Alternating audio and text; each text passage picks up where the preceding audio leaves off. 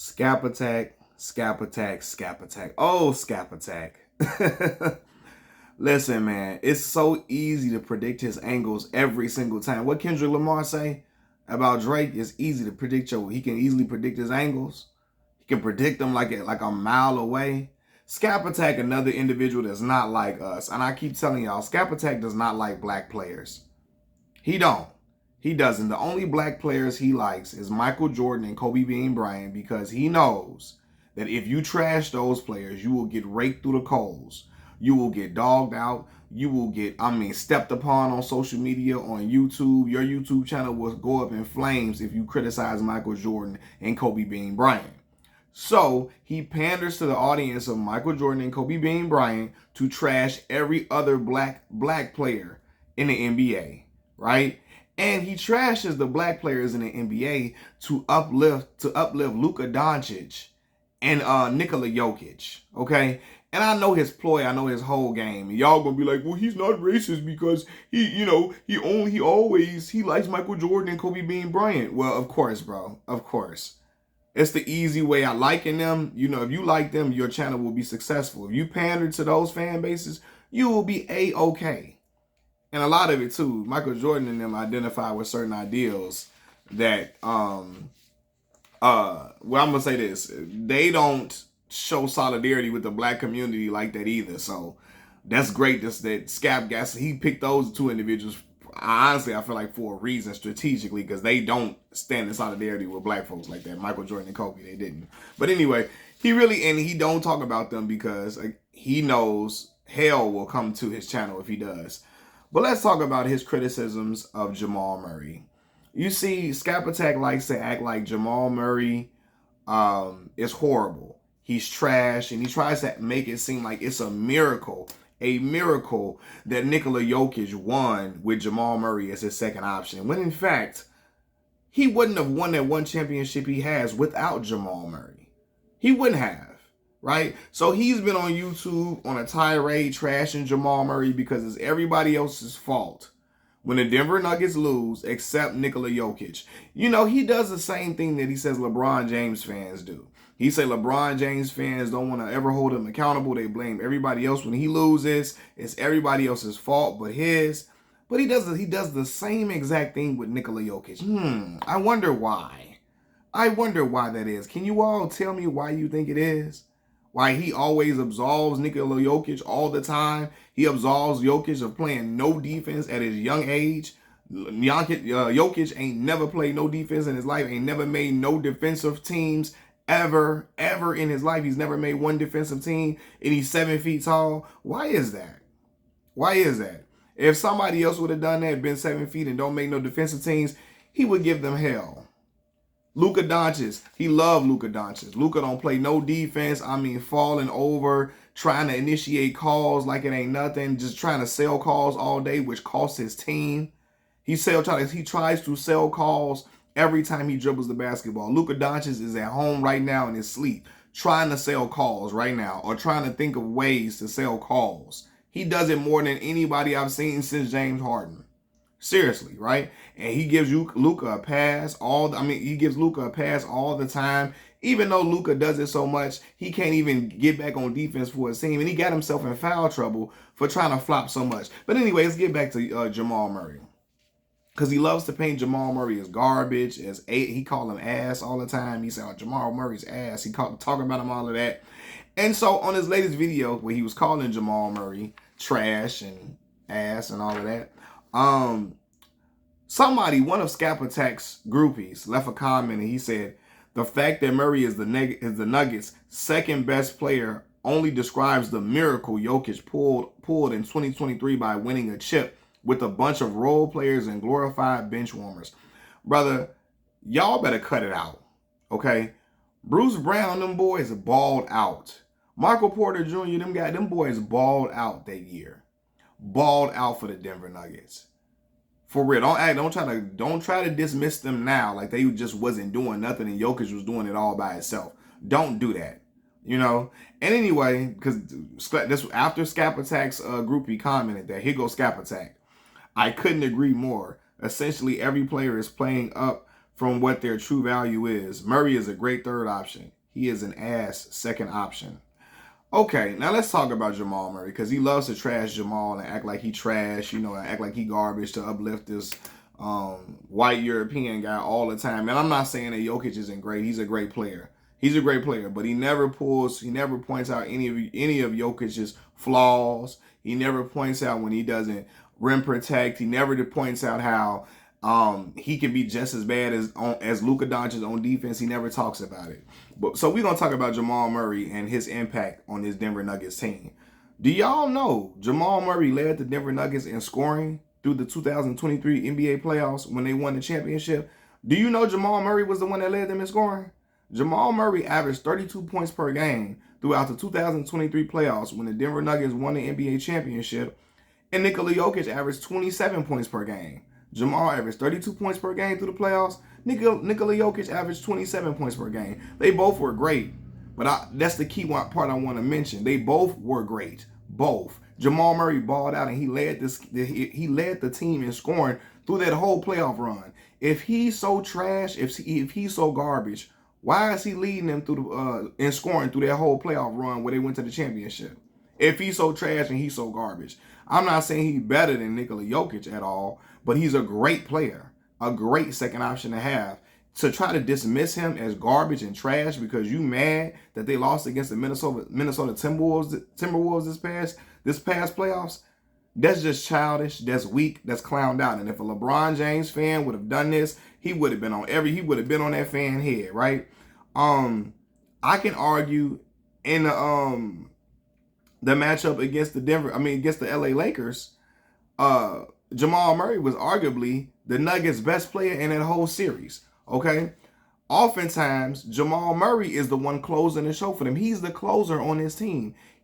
Every time at the end of the games, a lot of times, I've seen Jamal Murray hit the big shot to get them up out of there, to push the lead out, hit back-to-back big shots to push the lead out so they can secure the win.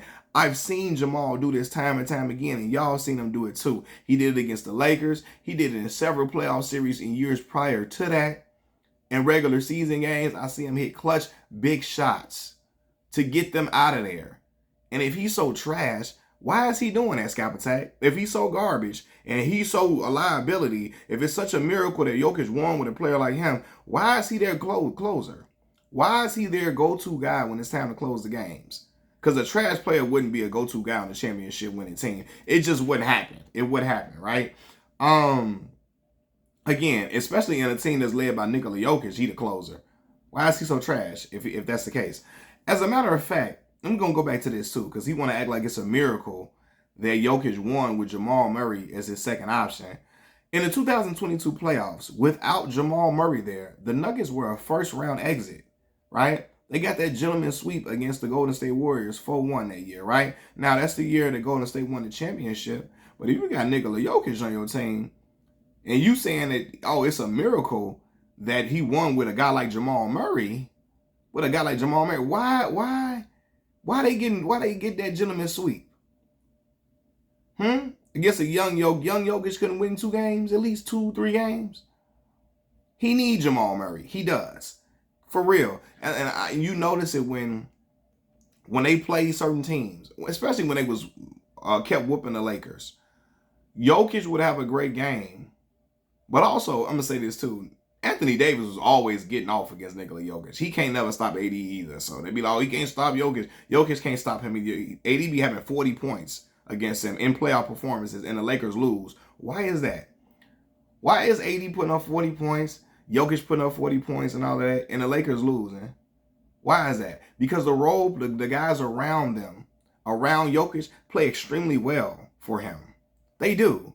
Jamal Murray come out with 27. Michael Porter Jr. had 22. KCP had 15. You know what I mean? And in the previous teams, Bruce Brown would have 14 to go with that. And he had hit a couple of threes. Like, you know, that's how the Lakers would always lose against them.